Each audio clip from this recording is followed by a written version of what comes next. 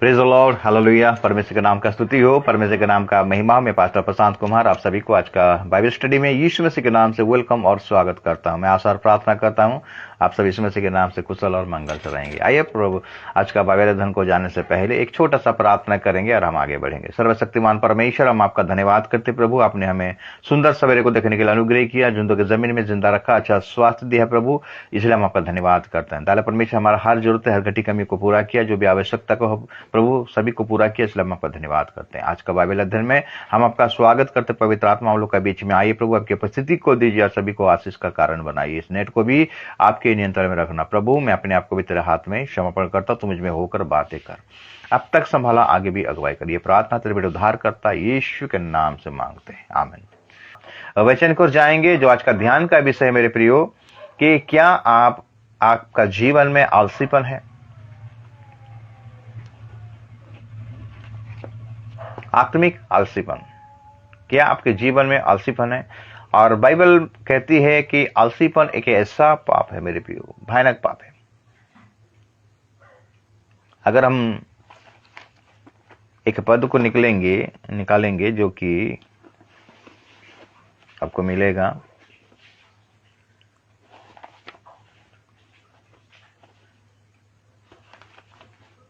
मत्ती अध्याय 25 को निकालेंगे और हम पढ़ाई करेंगे 14 पद से। क्योंकि ये सब मनुष्य की सी दशा है, जिसने परदेश जाते समय अपने दासों को बुलाकर अपनी संपत्ति उनको सौंप दी। उसने एक को 5 तोड़े, दूसरे को 2 और तीसरे को 1, अर्थात हर एक को उसकी सामर्थ्य के अनुसार दिया, और तब परदेश चला गया। तब जिसको 5 तोड़े मिले थे, उसने तुरंत जाकर उनसे लेन देन किया और 5 तोड़े और कमाए। इस रीति से जिसको 2 मिले थे, उसने भी 2 और कमाए। परंतु जिसको 1 मिला था, उसने जाकर मिट्टी खोदी और अपने स्वामी के रुपए छिपा दिए। बहुत दिनों के बाद उन दासों का स्वामी आकर उनसे लिखा लेने लगा। जिसको 5 तोड़े मिले थे, उसने 5 तोड़े और लाकर कहा, हे स्वामी, तूने मुझे 5 तोड़े सौंपे थे, देख मैंने 5 तोड़े और कमाए हैं। उसके स्वामी ने उनसे कहा, धन्य है अच्छे और विश्वास योग्य दास, तू थोड़े में विश्वास योग्य रहा, मैं तुझे बहुत वस्तुओं का अधिकारी बनाऊंगा। अपने स्वामी के आनंद में सहभागी हो। और जिसको 2 तोड़े मिले थे, उसने भी आकर कहा, हे स्वामी, तूने मुझे 2 तोड़े सौंपे थे, देख मैंने 2 तोड़े और कमाए। उसके स्वामी ने उससे कहा, धन्य है अच्छे और विश्वास योग्य दास, तो थोड़े में विश्वास योग्य रहा, मैं तुझे बहुत वस्तुओं का अधिकारी बनाऊंगा। अपने स्वामी के आनंद में सहभागी हो। तब जिसको 1 तोड़ा मिला था, उसने आकर कहा, हे स्वामी, मैं तुझे जानता था कि तू कठोर मनुष्य है। तू जहां कहीं नहीं बोता वहां काटता है, और जहां नहीं छिटता वहां से बटोरता है। इसलिए मैं डर गया और जाकर तेरा तोड़ा मिट्टी में छिपा दिया। देख, जो तेरा है वो यही है। उसके स्वामी ने उससे उत्तर दिया, हे दुष्ट और आलसी दास, जब तू ये जानता था कि जहां मैंने नहीं बोया वहां से काटता हूं, और जहां मैंने नहीं छीटा वहां से बटोरता हूं, तो तुझे चाहिए था कि मेरा रुपया सरापों को दे देता, तब मैं आकर अपना धन ब्याज समेत ले लेता। इसलिए वो तोड़ा उससे ले लो, और जिसके पास 10 तोड़े हैं उसको दे दो, क्योंकि जिस किसी के पास है उसे और दिया जाएगा और उसके पास बहुत हो जाएगा, परंतु जिसके पास नहीं है उससे वो भी जो उसके पास है ले लिया जाएगा। और इस निकम्मे दास को बाहर के अंधेरे में डाल दो, जहां रोना और दांत पिसना होगा। मेरे प्रिय, उस समय का घटना यीशु मसीह एक दृष्टांतों के द्वारा बता रहा है, अपने चेलों के साथ जब बातें करता है। हम देखते हैं कि मत्ती 25 अध्याय अगर 1 से पढ़ाई करेंगे, वहां पर 10 कुंवारी के बारे में लिखा गया है। और यहां पर भी हम देखते हैं कि 5 मूर्ख हैं, 5 बुद्धिमान स्त्री हैं, कुंवारी स्त्री हैं, और 5 मूर्ख हैं। और हम देखते हैं कि दूल्हा का जब आने का समय हुआ, दूल्हा का जब आने का समय हुआ, तो ये पांच क्या किए, अपना अपना तेल, जो मूर्ख थे, अपना अपना तेल को जब जला रहे तो नहीं जल रहा है, तो बुद्धिमानों से तेल मांगा, और बुद्धिमान बोले हम अपना तेल आपको नहीं देंगे, आप जाओ दुकान में ले आओ। और देखो, जब दुकान में जाने के लिए, लेने के लिए जा रहे हैं मेरे प्रियो, दूल्हा आ पहुंचा, दूल्हा आ पहुंचा, और द्वार द्वार में लोगों ने प्रवेश किए। अगर हम देखेंगे 10 पद, मत्ती 25 का अगर 10 पद को पढ़ाई करेंगे, जब वे मोल लेने को जा रही थी तो दूल्हा आ पहुंचा, और जो तैयार थी वे इसके साथ विवाह के घर में चली गई, और द्वार बंद किया गया। इसके बाद वे दूसरी कुंवारी भी आकर कहने लगे, हे स्वामी, हमारे लिए द्वार खोल दे। उसने उत्तर दिया, मैं तुझसे सच सच कहता हूं कि मैं तुम्हें नहीं जानता, इसलिए जागते रहो, क्योंकि तुम ना उस दिन को जानते हो ना उस घड़ी को। मेरे प्रियो, यहां पर देखें कि ये जो 5 निर्बुद्धि हैं, ये लोग क्यों बाहर में रह गए, क्योंकि क्यों ये लोग द्वार पर ही रह गए, द्वार में आघात किए, लेकिन द्वार उनके लिए नहीं खुला। कारण क्या था? जानते? इनका जीवन में आलसीपन था। ये लोग आलस्य का जीवन बिता रहे थे, आत्मिक जीवन नहीं बिता रहे थे, एक्टिव जीवन नहीं बिता रहे थे, सक्रिय जीवन नहीं बिता रहे थे, सतर्क जीवन नहीं बिता रहे थे। तो आज का मसीह भी ऐसा है मेरे प्रियो, आज सतर्क जीवन नहीं बिता रहे हैं। वचन में लिखता है कि अंतिम समय में बहुतों का प्रेम क्या हो जाएगा? ठंडा पड़ जाएगा। ठंडा पड़ जाएगा मतलब बहुत लोग आलसी बन जाएंगे। और इसके बाद ये तोड़े का दृष्टांत दिया गया है मेरे प्रियो। हम देखते हैं कि ये लोग नेग्लेक्ट किए, आलसी बने, तो द्वार बंद हो गया है। और यहां पर दिखा गया है कि प्रभु जो जिम्मेदारी दिया है, प्रभु जो योजना हमारे जीवन में दिया है, हम जब इस दुनिया में पैदा हुए मेरे प्रियो, हम जब माता के घर में आए प्रभु, हम जब उस टाइम प्रभु हमारा अभिषेक किया, उत्पन्न होने से पहले तुम्हारा अभिषेक किया हूं, माता के घर में रचने से पहले मैंने चित्त लगाया, और उत्पन्न होने से पहले मैं तेरा अभिषेक किया हूं। हम जब मसीह में आए मेरे प्रियो, तो परमेश्वर हमारे जीवन में योजना मतलब तोड़ा दिया, तोड़ा लेन देन करने के लिए। कोई भी नहीं कह सकता कि मुझे तोड़ा नहीं मिला, सभी को तोड़ा मिला है मेरे प्रियो। आप जब दुनिया में आए हो, सभी को तोड़ा मिला, प्रभु तोड़ा दिया है, कुछ ना कुछ। किसी को 2 दिया है, किसी को 5 दिया है, किसी को 4 दिया है, किसी को 1 दिया है। और वो तोड़े को लेन देन करने के लिए प्रभु यीशु मसीह दिया था। जब यीशु मसीह आएगा, न्याय करने के लिए आएगा, वो हिसाब लेने के लिए आएगा मेरे प्रियो, तब आपका जो तोड़ा, आपको जो प्रभु ने जो तोड़ा दिया था, वो तोड़ा को क्या किया। हम देखें यहां पर 5 वाला 5 कर देता है, 2 वाला और 2 कर देता है, हाँ 1 वाला मिट्टी में दबा कर रख देता है।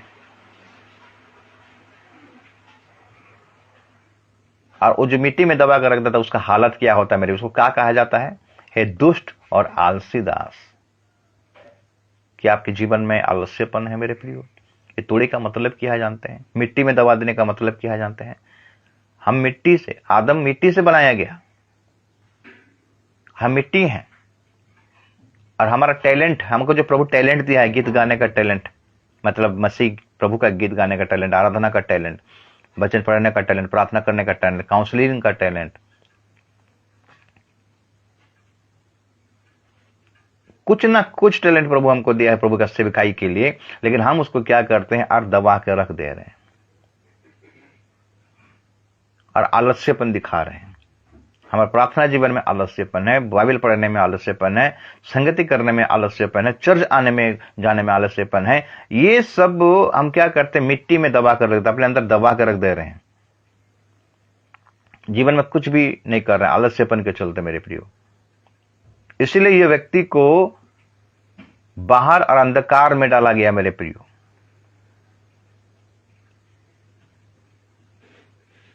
आज बहुत से लोग आलसीपन में अपना जीवन को बिता रहे हैं, और आलसीपन सबसे घिनौना पाप है मेरे प्रियो। हम देखते हैं ये जो 5 कुंवारी जो निर्बुद्धि थे, ये लोगों ना व्यभिचार किए हैं, ना चोरी किए हैं, ना डकैत किए हैं, ना मर्डर किए हैं, ना और कुछ हत्याएं किए हैं, ना और कुछ गलत काम किए हैं। खाली ये लोगों ने आलसीपन दिखाए। ये लोग जब ये लोग प्रभु में थे तो एक्टिव में थे, नहीं थे, सक्रिय नहीं थे, जागृत नहीं थे। इनका एक गलती जो कि आलसीपन का जो आत्मा था इनके जीवन में, जो आलसीपन दिखाए मेरे प्रियो, इसी के चलते ये लोगों बाहर में रह गए। कहीं हम और अपना ना रह जाएं। मेरे प्रियो, पौलुस के वचन में हम देखते हैं, दौड़ में तो सब दौड़ते हैं,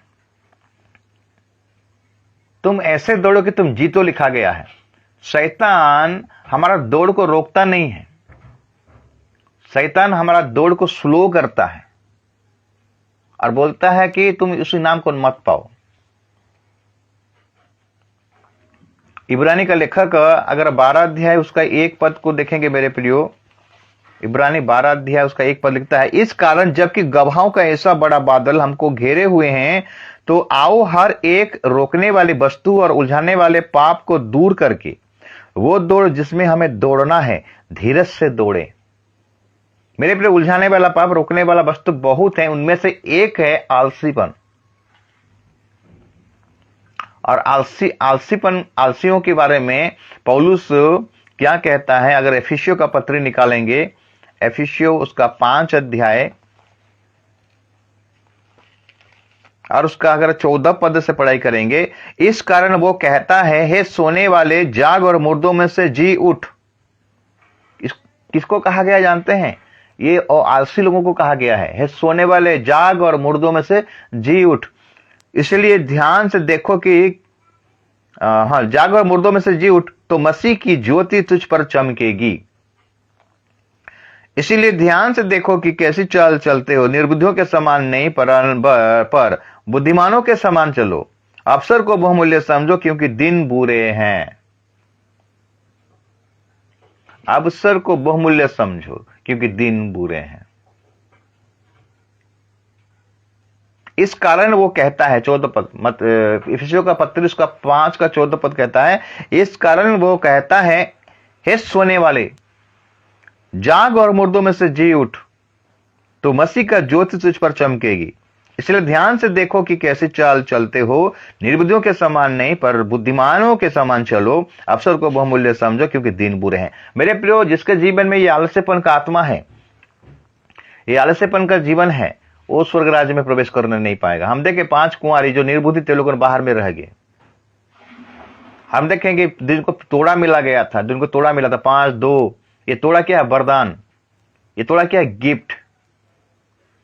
आपको जो गिफ्ट मिला है मेरे प्रियो, बहुत सारे ऐसे लोग हैं, बहुत सारे ऐसे विश्वासी, उनको बहुत सारा गिफ्ट मिला है, लेकिन वो गिफ्ट को लोगों ने दबा कर रख दिए हैं।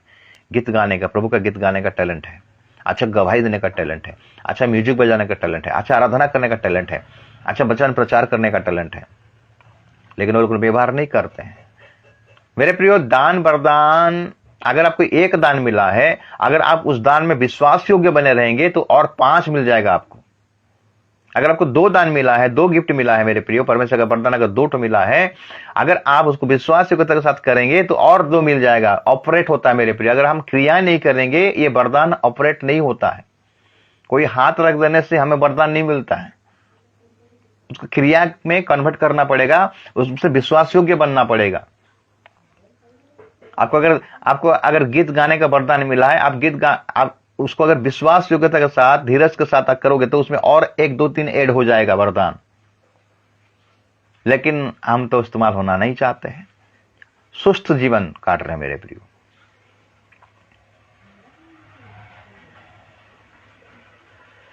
इसीलिए पौलुस लिखता है कि अंतिम समय में लोग क्या हो जाएंगे? ठंडा पड़ जाएंगे। ठंडा पड़ जाएगा मतलब आलसी हो जाएंगे। नीति वचन सुलेमान का नीति वचन को अगर देखेंगे, आलसियों के बारे में क्या लिखा गया है, अगर हम देखेंगे नीति वचन 6 अध्याय को अगर निकालेंगे मेरे प्रियो,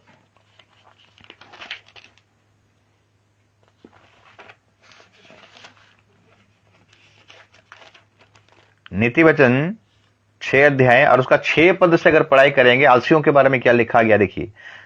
हे आलसी, चींटियों के पास जा, उनके काम पर ध्यान दे और बुद्धिमान हो।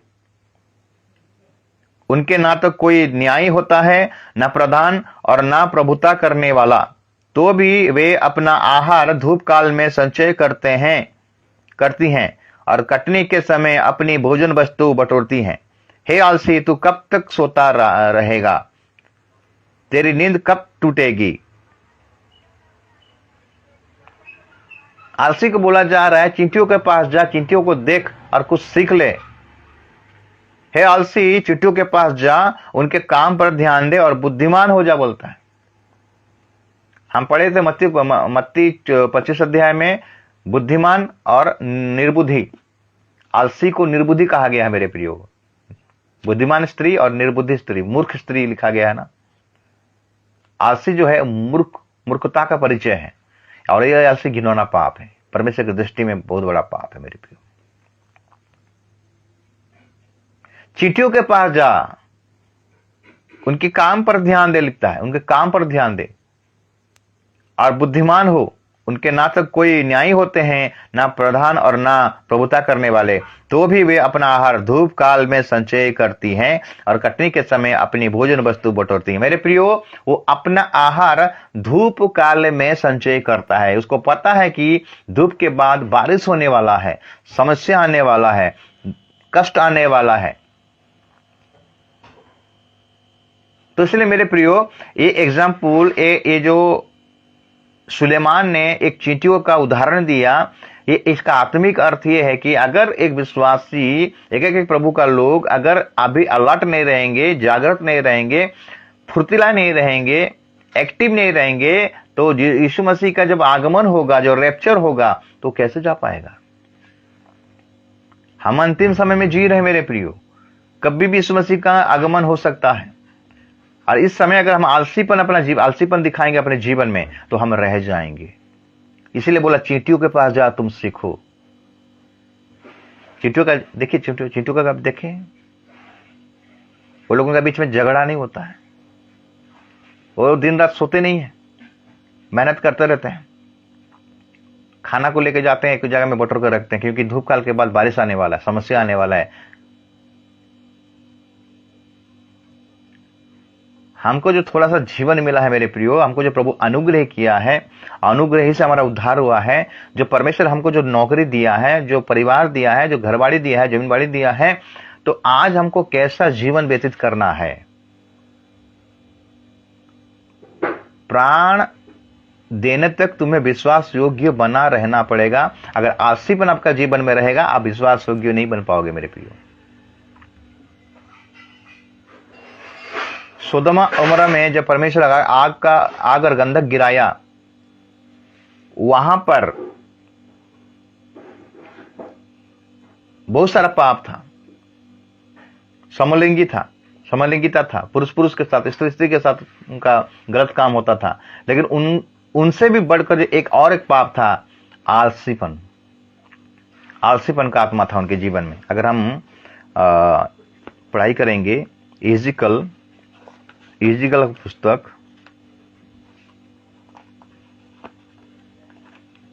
16 अध्याय और उसका 49 और 50 को देखें, क्या लिखता है। इज़िकल 16 अध्याय 49 और 50। देख, तेरी बहन सोदोम का अधर्म यह था कि वो अपनी पुत्रियों सहित घमंड करती, पेट भर के खाती और सुख चैन से रहती थी और दिन दरिद्रों को ना संभालती थी। अतः वो गर्व करके मेरे सामने घृणित काम करने लगी और ये देखकर मैंने उन्हें दूर कर दिया। और कौन खाना पीना खा के सुस्त जीवन बिता रहे थे मेरे प्रियो। सुख चैन से रहने का मतलब है, अगर अलग ट्रांसलेशन में अगर बाइबल को पढ़ाई करेंगे, दूसरा ट्रांसलेशन में वहां लिखा गया आलसीपन का आत्मा था इनको जीवन में, और यही आलसीपन इनको ले डुबाया। आज बहुत से विश्वासी के परिवार में ये चीज दिखाई देता है, आलसीपन। चर्च ठीक टाइम से नहीं जाएंगे,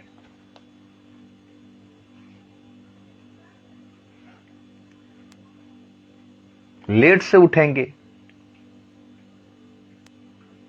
सूर्य उदय होगा तब उठेंगे, भोर को कभी उठते नहीं है। प्रार्थना में आलसीपन है, बाइबल पढ़ने में आलसीपन है, संगति करने में आलसीपन है। मेरे प्रियो, महान प्रचारक थे जॉन वेस्ली, जो कि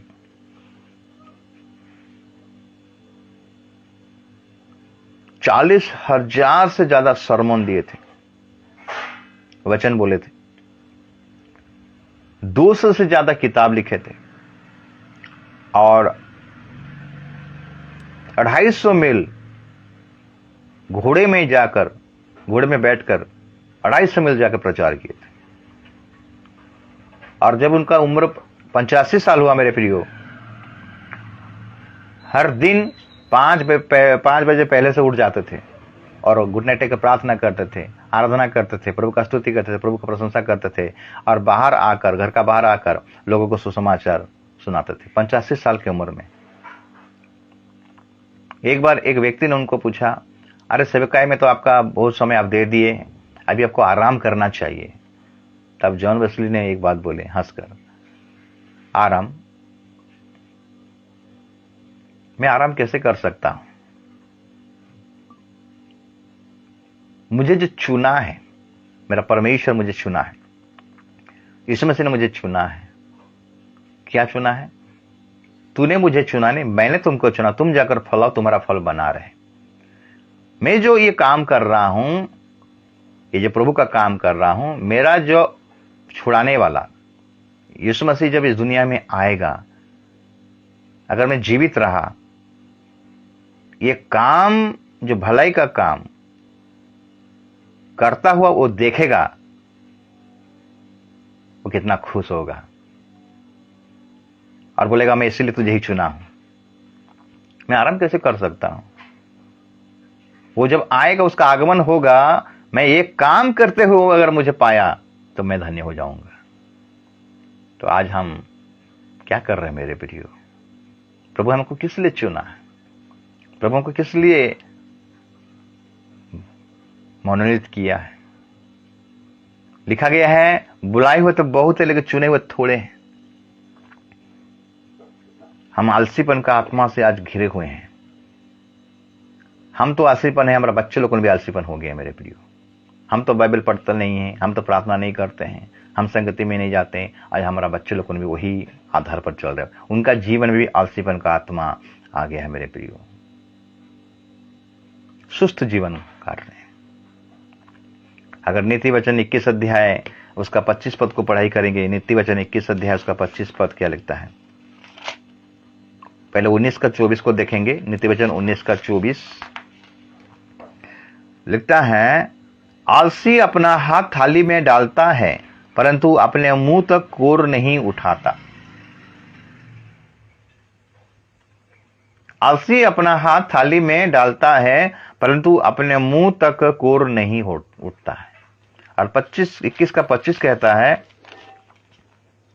आलसी अपनी लालसा ही में मर जाता है क्योंकि उसके हाथ काम करने से इनकार करते हैं।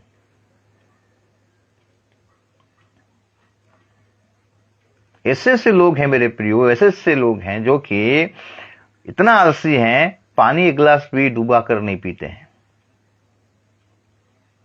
थोड़ा सा भी परिश्रम नहीं करते हैं।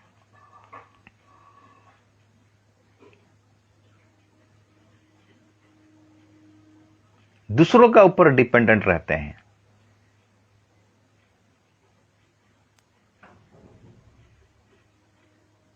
ये आलसीपन महान पाप है मेरे प्रियो, ये हमें नरक की ओर ले चलेगा।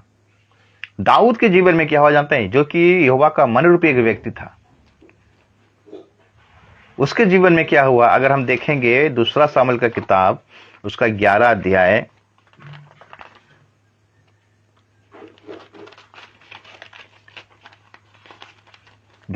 और उसका 1 पद से जब हम पढ़ाई करते हैं दाऊद के बारे में, फिर जिस समय राजा लोग युद्ध करने को निकला करते हैं उस समय अर्थात वर्ष के आरंभ में दाऊद ने यहोवा को और उसके संग याब को और उसके संग अपने सेवकों और समस्त इस्राएलियों को भेजा और उन्होंने अम्मोनियों का नाश किया और रब्बा नगर को घेर लिया, परंतु दाऊद यरूशलेम में रह गया।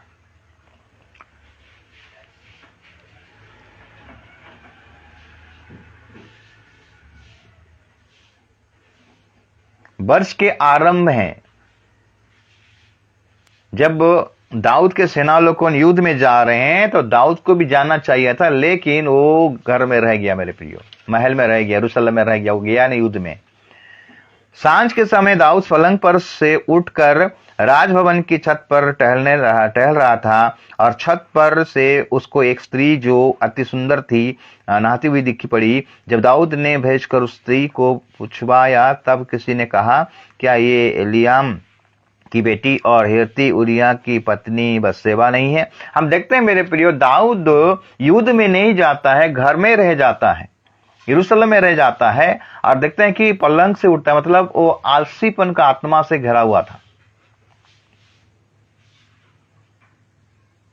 छत में चला गया, एक स्त्री को दिख दिया, अपने सेना का एक स्त्री को, सिपाही का एक स्त्री को, उसके साथ व्यभिचार किया और हत्या किया। ये आलसीपन का आत्मा उसके जीवन में जब आया मेरे प्रियो, तो उसके जीवन में क्या क्या पाप हो रहा, देखिए, घिनौना पाप।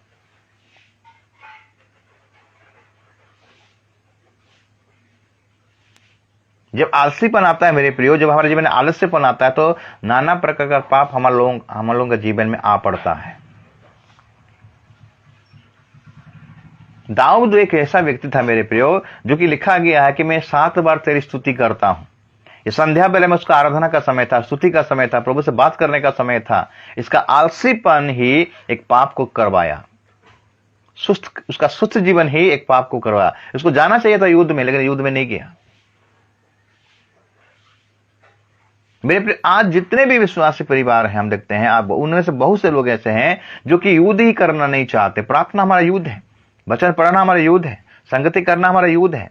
हमारा मल्ल युद्ध मनुष्य से नहीं, लहू और मांस का नहीं, हमारा मल्ल युद्ध इस संसार के जो हाकिम है, शैतान के साथ, उसके सेनाओं के साथ है, उसका अधिपतियों के साथ में है।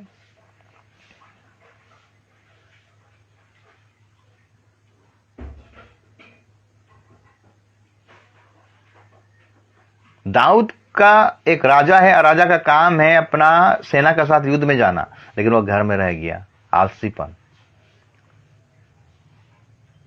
थोड़ा सा सो लेते हैं, थोड़ा सा आराम कर लेते हैं। अगर हमारे जीवन में अगर हम सक्रिय नहीं रहेंगे, हम अगर अलर्ट नहीं रहेंगे, जागृत नहीं रहेंगे, इसीलिए तो यीशु मसीह ने बोला, जागते रहो और प्रार्थना करते रहो। 10 कुमारी के जीवन में क्या हुआ, जो 5 निर्बुद्ध थे उनका जीवन में क्या हुआ? ये लोगों ने जिंदगी भर आलस्यपन का जीवन काटे, दूसरों का ऊपर डिपेंड करना। आज बहुत सारे ऐसे विश्वासी हैं, खुद प्रार्थना नहीं करते हैं, फोन करके पास्टर को फोन करके प्रार्थना करवाते हैं, उनका कोटा बन गया है। दान भेज देते हैं, अरे हम दान भेजते हैं, क्यों नहीं प्रार्थना करवाएंगे? लेकिन खुद प्रार्थना नहीं करेंगे। प्रभु ने आपको अधिकार दिया है मेरे प्रियो, प्रभु ने आपको सिखाया है चीज को, आप चर्च में सीखे हो, लेकिन आप आलस्यपन का आत्मा आपके जीवन में है।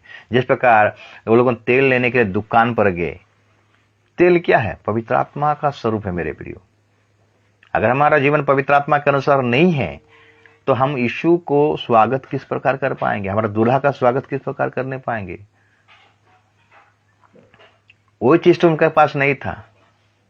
वो लोग पवित्र आत्मा के अनुसार नहीं चल रहे थे, आत्मा के अनुसार नहीं चल रहे थे, लोग शारीरिक के अनुसार चल रहे थे, संसारिक के अनुसार चल रहे थे। इसको बोला था आलस्यपन, दूसरे के ऊपर डिपेंड, दूसरे का प्रार्थना के ऊपर डिपेंड। वो पास्टर आएगा, मेरे को हाथ रख देगा, मेरे लिए प्रार्थना कर देगा तो मेरे लिए सही हो जाएगा, वो मेरे लिए भविष्यवाणी कर देगा, वो मेरे लिए परिवार के लिए भविष्यवाणी कर देगा, वो मेरे नौकरी के लिए प्रार्थना करेगा, वो मेरे बिजनेस के लिए प्रार्थना करेगा। ये सब आलस्यपन का आत्मा है मेरे प्रियो, खुद प्रार्थना नहीं करते हैं।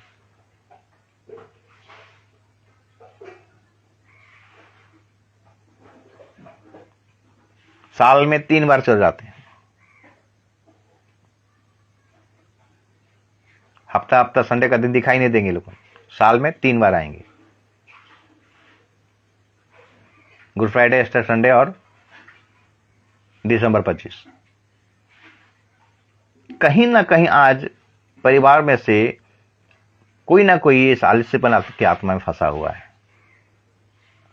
इसलिए लिखता है एफिसियों में पौलुस, हे सोने वाले मुर्दों में से जी उठ, तब तुम पर मसीह का ज्योति चमकेगा। शैतान का एक कैबिनेट मीटिंग बैठा मेरे प्रियो, अपने सारे एजेंट को बुलाया, जो जो काम है सबको नियुक्त किया है। किसी को व्यभिचार के काम में नियुक्त किया है, किसी को शराब पीने के काम में नियुक्त किया है, किसी को झूठ बोलने का काम में नियुक्त किया है, किसी को हत्या के काम करने का काम में नियुक्त किया है। शैतान का जितने भी एजेंट है, जितने भी दूत लोगन हैं, सब ये काम में सब जुटा दिया, सबको मीटिंग बैठाया और बोला कि मसीह लोगन बहुत बढ़ रहे हैं, आत्मिक में बढ़ रहे हैं, ये लोग सब स्वर्ग में चले जाएंगे, क्या ऐसे काम करेंगे जो लोगन रुक जाएंगे। एक जन ने बोला कि मैं एक आइडिया देता हूं, हम बोल देंगे कि यीशु मसीह तो आया था, जगत में आया था और बलिदान हुआ था, लेकिन जी नहीं उठा। तो शैतान ने बोला कि चुप, सबको पता है जी उठा है बोलकर। और एक दूसरे ने बोला, और एक दूसरे दूत ने आइडिया दिया कि मेरे पास एक आइडिया है, हम ये बोलेंगे कि यीशु मसीह तो आया था, मरियम के घर में जन्म हुआ था और सारे मानव जाति के लिए कलवरी के क्रूस पर बलिदान हुआ और बलिदान होने के बाद जी भी उठा, और हम ये कहेंगे कि वो दोबारा नहीं आएगा। एक सब जानते हैं दोबारा आएगा, वचन में लिखा है। तब और एक दूत ने कहा कि हम ये कहेंगे,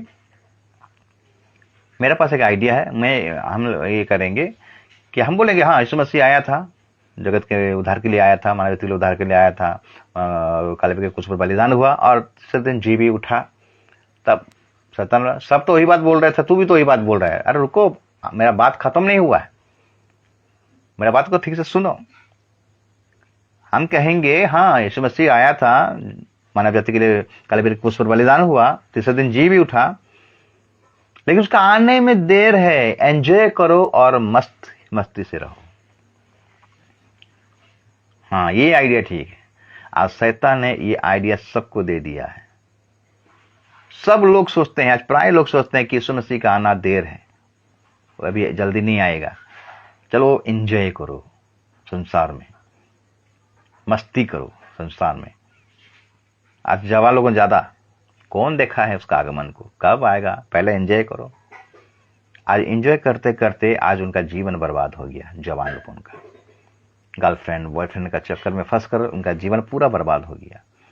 मेरे प्रियो, यीशु मसीह यानी परमेश्वर अपने प्रतिज्ञा के विषय में देर नहीं करता। जिस प्रकार नूह का समय हुआ मेरे प्रियो, जिस प्रकार नूह का समय जल प्रलय ऐसा आया उनको पता भी नहीं चला और सबको बहा लिया, केवल 8 प्राणी बचे। और हम देखते हैं कि सोदोमा अमर में अचानक आग गिरा, ढेर हो गया, केवल हम देखते हैं कि 3 प्राणी बचे। लूत, उसका पत्नी तो नमक का खंभा बन गया, पीछे मुड़कर देख दिया। लूत और 2 बेटी बच के निकले। आज का डेट में भी प्रभु इस धरती को, इस पृथ्वी को आग में जलाने के लिए रखा है और ये होगा मेरे प्रियो। इसलिए आलस्यपन का आत्मा से आप बचो।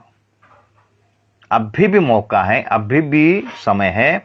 अगर आपका जीवन में ये आलस्यपन का आत्मा दिखाई देता है तो इससे बचो, इससे बचो। अभी भी जागृत हो जाओ, सतर्क हो जाओ, क्योंकि यीशु मसीह का आगमन अति निकट है। अगर हम देखेंगे दूसरा पत्रस, उसका हम पढ़ाई करेंगे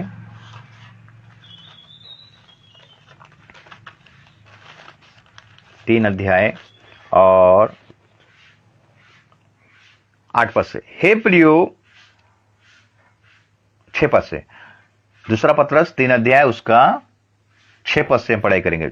इसके कारण उस युग का जगत जल में डूबकर नष्ट हो गया, पर वर्तमान काल के आकाश और पृथ्वी उसी वचन के द्वारा इसलिए रखे गए हैं कि जलाए जाएं, और ये भक्तिहीन मनुष्यों के न्याय और नष्ट होने के दिन तक ऐसे ही रखे रहेंगे। हे प्रियो, ये बात तुमसे छिपी ना रहे कि प्रभु के यहाँ 1 दिन 1000 वर्ष के बराबर है और 1000 वर्ष 1 दिन के बराबर है। प्रभु अपनी प्रतिज्ञा के विषय में देर नहीं करता, जैसे देर कुछ लोग समझते हैं, पर तुम्हारे विषय में धीरज धरता है और नहीं चाहता कि कोई नष्ट हो, वरन ये कि सबको मन फिराव का अवसर मिले। मेरे प्रियो, प्रभु नहीं चाहता है कि सब विनष्ट होने जाए, सबको अवसर देता है, सबको मौका देना चाहता है कि सब मन फिराएं, अपने अपने पापों से मन फिराए। मेरे प्रियो, एक घिनौना पाप जो कि आलस्यपन, यह अपना जीवन से जितना जल्दी हो सके दूर कीजिए, ना तो यही आलस्यपन आपको ले डूबेगा। हम देखें और दुष्ट दास जो था, एक तोड़ा मिला था, वो तोड़ा को मिट्टी में दबा कर रख दिया। और जब वो न्याय करता आया उसका शुद्धि मैंने हिसाब लेने के लिए, तब जब वो एक तोड़ा 5 वाला को बोला मैं 5 तोड़ा कर दिया हूँ, 2 बोला मैं 4 कर दिया हूँ, लेकिन एक तोड़ा जिसको मिला तो मिट्टी में दबा कर रख दिया हूँ। उसको बांध कर उसको पहले क्या किया, ये दुष्ट और आलसी दास, उसको बांध के अंधकार में फेंक दिए। मेरे प्रियो, न्याय के समय में ऐसा होगा। अगर अभी भी हम आलस्यपन का जीवन बिता रहे हैं तो परमेश्वर हमको चेतावनी दे रहा है कि अब जाग जाओ, मुर्दों में से जी उठ तो मसीह का ज्योति तुम पर चमकेगा। 5 मूर्ख बाहर में रहेंगे और एक व्यक्ति जो कि तोड़ा मिला था उसको, लेकिन उस तोड़े को अच्छे से इस्तेमाल नहीं किया और वो भी बाहर रह गया अंधकार में। और हम और आपका बारी है, हम क्या कर रहे हैं? अगर हम अलर्ट का जीवन नहीं काटेंगे, जागृत का जीवन नहीं काटेंगे, एक्टिव का जीवन नहीं काटेंगे, तो हमारा जीवन भी ऐसा हो सकता है। इसलिए प्रभु का आगमन तक हमें अलर्ट रहना है, जागृत रहना है और विश्वास योग्य बने रहना है हर बातों में। आपको जो टैलेंट प्रभु दिया है, आपको जिम्मेदारी प्रभु दिया है, आप नहीं कह सकते कि मुझे तोड़ा नहीं मिला है। आपको मरला है, कुछ ना कुछ तोड़ा मिला है, उसका इस्तेमाल कीजिए। आपके पास अगर धन है तो धन के द्वारा प्रभु का महिमा कीजिए। एक्टिव रहिए, क्रिया कीजिए। आपके पास अगर गीत गाने का टैलेंट है, सुसमाचार प्रचार करने का टैलेंट है, बाजा बजाने का टैलेंट है, इंस्ट्रूमेंट बजाने का टैलेंट है, तो प्रभु के द्वारा आप उसका महिमा कीजिए। आपको गीत गाने का इच्छा लग रहा है तो आप गीत गा गा कर प्रभु का महिमा कीजिए। चर्च में अगर आपको मौका नहीं मिलता, कोई बात नहीं है, आप जहां खड़े हो जाएंगे, जहां आप गीत गाएंगे, वहीं पर प्रभु का उपस्थिति आपको मिलेगा। मेरे प्रियो, आराधना कीजिए उसका। मेरे प्रियो, इस्राएल का एक छोटा सा लड़की को जब नामान कोढ़ी अपने घर में लेकर आया, मेरे प्रियो, वो सोच सोच कर बैठा नहीं रहा। मेरे प्रियो, नामान का कोढ़ का रोग लगा था। छोटा सा लड़की उस घर में कितना एक्टिव का काम कर रहा है, कितना जागृत का काम कर रहा है, कितना प्रभावशाली काम कर रहा है। वो अपने काम को ध्यान दे रहा है, अपने प्रभु को ध्यान दे रहा है, प्रभु का इच्छा को ध्यान दे रहा है, प्रभु का मर्जी को ध्यान दे रहा है, दासत्व में है। मेरे प्रियो, उसको क्या जरूरी था नामान को बोलने के लिए कि जाओ उस भविष्य वक्ता के पास जाओ और तुम वहां पर जाओगे तो चंगी हो जाओगे। वो जानता था कि मेरा परमेश्वर का महिमा होना चाहिए। कोई बात नहीं, मैं अगर बंधन में हूं कोई बात नहीं, मैं दासत्व में कोई बात नहीं, लेकिन मैं यहां रहकर भी मैं आज प्रभु का महिमा करूंगा, प्रभु का प्रशंसा करूंगा, प्रभु के लिए कुछ करूंगा। ऐसा सोच हम लोगों के जीवन में आना चाहिए। मेरे प्रिय, छोटा सा लड़की को देखिए, लेकिन आज हम क्या कर रहे हैं? इतना समय मिलने के बाद भी हम ना प्रार्थना कर पाते हैं, ना बाइबल पढ़ते हैं, ना संगति करते हैं, ना चर्च ठीक टाइम से जाते हैं। ये आलस्यपन का आत्मा है।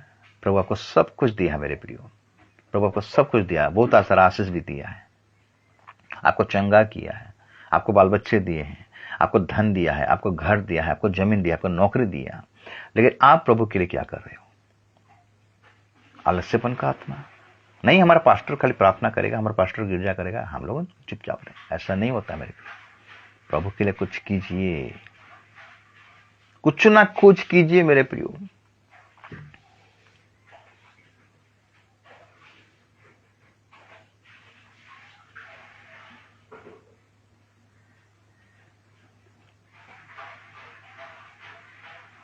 वो 12 साल का लोहवाना वाला स्त्री अगर आलस्यपन दिखाता मेरे प्रियो, अगर वो रह जाता वहां पर, तो वो कभी भी चंगाई को नहीं पाता।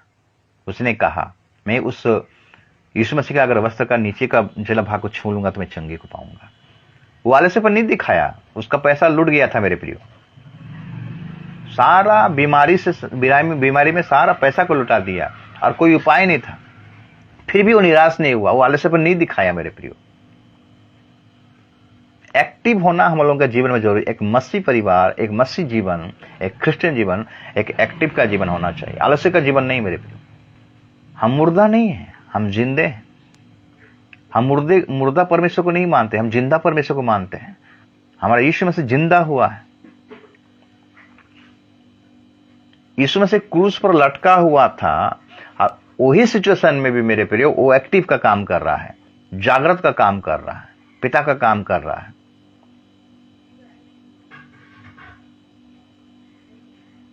तो चोर को बोला, अभी तू मेरे साथ में स्वर्गलोक में जाएगा। क्योंकि चोर समय को बहुमूल्य समझा मेरे प्रियो, अवसर को बहुमूल्य समझा। चोर भी अगर चुपचाप रह जाता तो मेरे प्रियो चोर भी उधार नहीं पाता। चोर एक्टिवनेस दिखाया, क्रियाशील दिखाया, जागृतपन दिखाया, अलर्टपन दिखाया, फुर्ती दिखाया। लटका हुआ अवस्था में यार फुर्ती दिखाया चोर। बोला कि प्रभु मैं जानता हूं तू उद्धार करता है, तू मुक्तिदाता है, मैंने गुनाह किया हूं, मैं अपना गुनाह को मानता हूं। दूसरा चोर को बोला, जब दूसरा चोर यीशु मसीह को जब